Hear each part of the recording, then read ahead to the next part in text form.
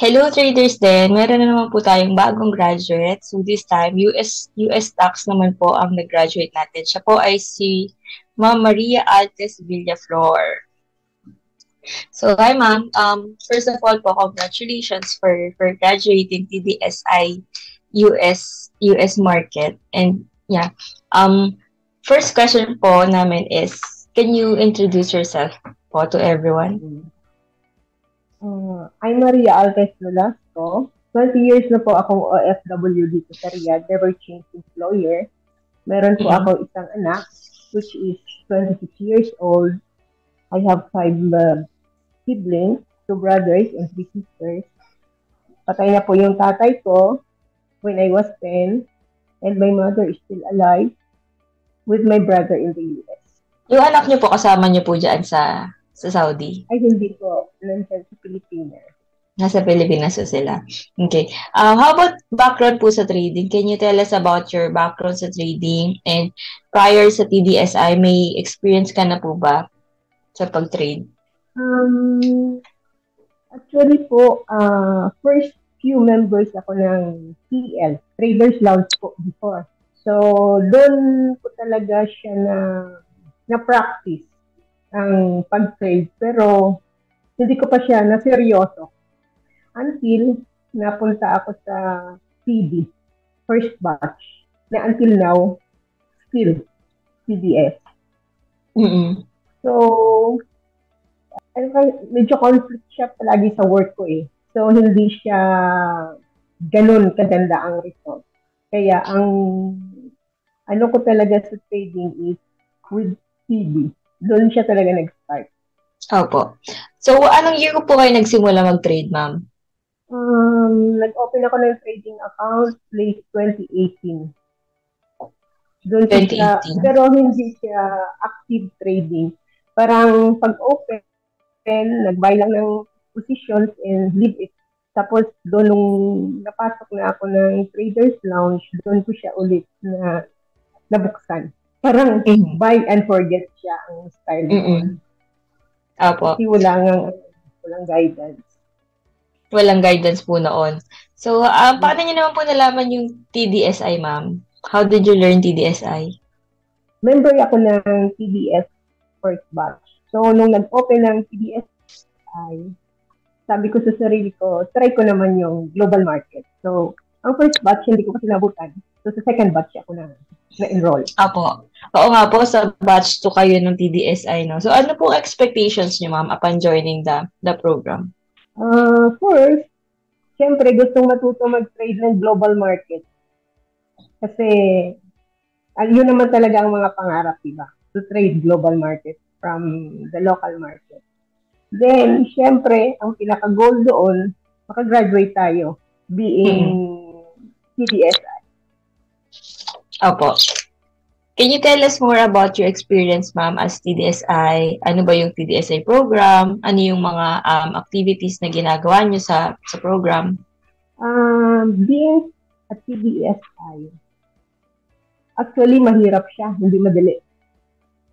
Kasi, ang work ko is 24 hours on call. So, medyo ano siya talaga. Sa TDSI is a 90-day mentorship for global market na may step-by-step rules na pina-follow natin.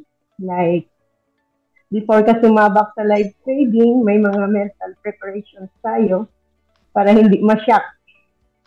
Then, may RM na magmo-monitor sa progress natin o nagsusunod ba tayo sa mga rules. Then, mayroon tayong monthly meeting para sa chika-chika lang kung anong nangyayari sa ano. And bawal po shortcut. Dadaan tayo sa step by step hanggang sa makagraduate. Opo. So, for you, ma'am, ano yung 3 best things about being TDSI? For me, number 1 is strict discipline. So, kung may discipline ka, kailangan may patience ka. Kasi, hindi hindi ka mag-progress kung wala kang discipline at saka wala kang patience. Then, ang progress natin is minomonitor ng mga RM. So, isa pa yun yung RM nakatutok sa'yo kung tama ba ang ginagawa mo. And then, lastly, may evaluation weekly and monthly para makita kung nag-i-improve ka every time. Tama po. So, since may experience ka po to trade in PSE market, so ano po yung kagandahan if we will compare the global market sa local market natin? Sa global market, syempre, ang dami kang pagpipilian. Until some time na parang hindi mo na alam kung ano ang gusto mo talaga sa dami, ang liquidity niya. Unlike sa PSE na madaming illiquid. So, ang hirap makakita ng entry. Pero meron talaga siya. Hindi nawawalan. Meron. Yan po ang pinagkaiba ng global market at saka PSE. How about sa schedule, ma'am? Hindi po ba kayo nahirapan sa schedule ng trading sa global market? Kung hirap po, talagang mahirap siya. Kasi swak siya sa sa work hours ko. Here, 5:30 p.m. So, almost ganun ang start ng work. Pero sabi niya, pag gusto, may paraan siya. Kaya, nagagawa talaga siya. Tsaga lang po talaga, ma'am?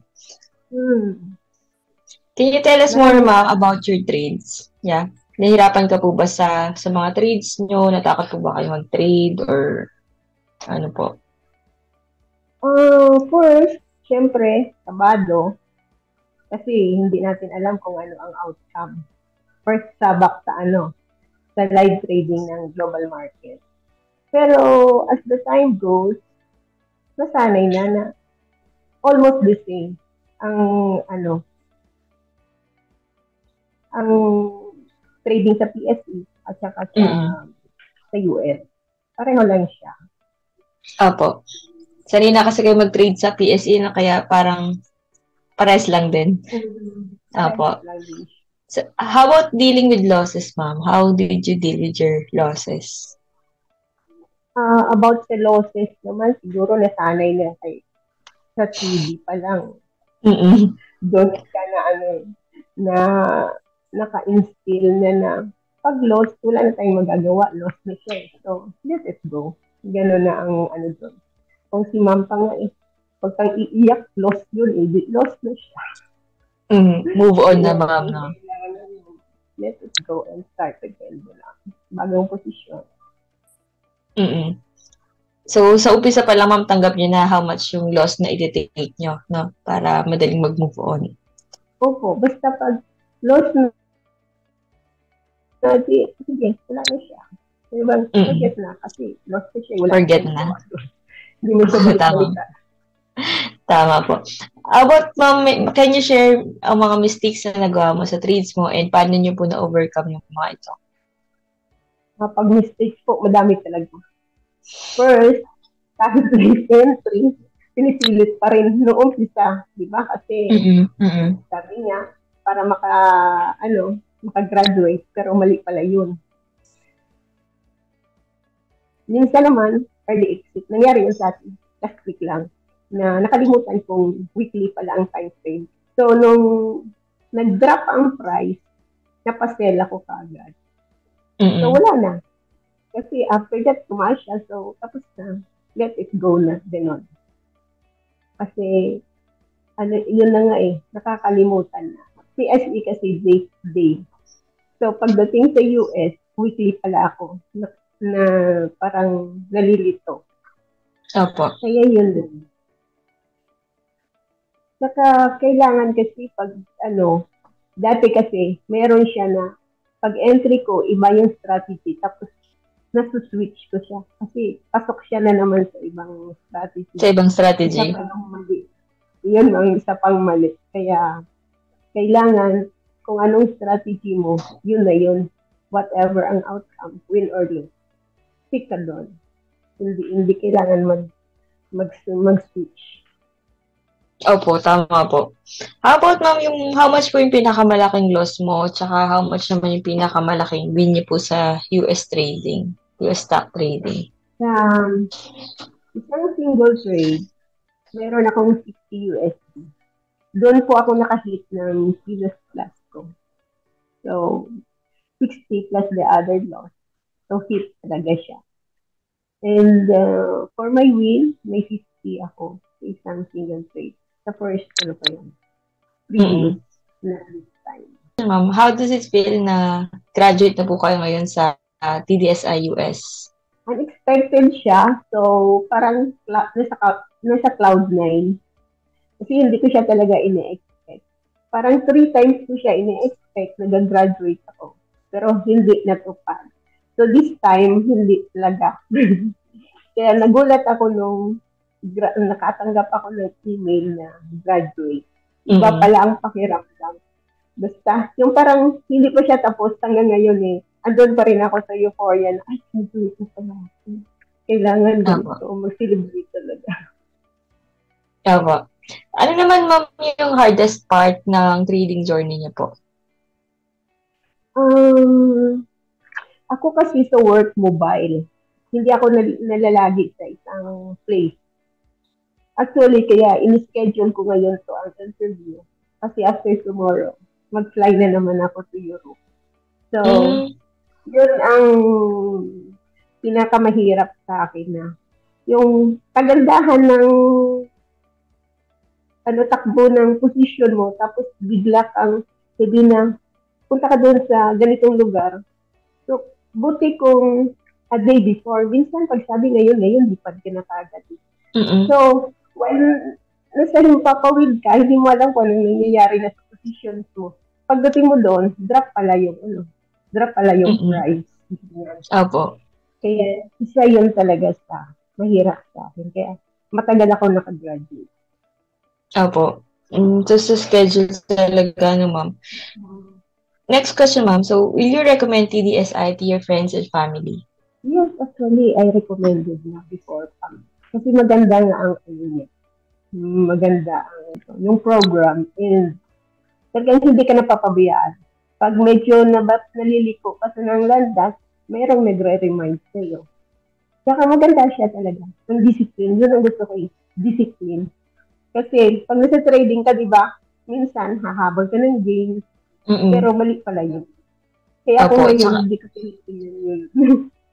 Tsaka yung mga mistakes yun, paulit-ulit yung ginagawa. Opo. Saka bago ka talaga, yung parang prepared ka. Especially pag nag-TV ka. Then, lumipat ka sa TDSI.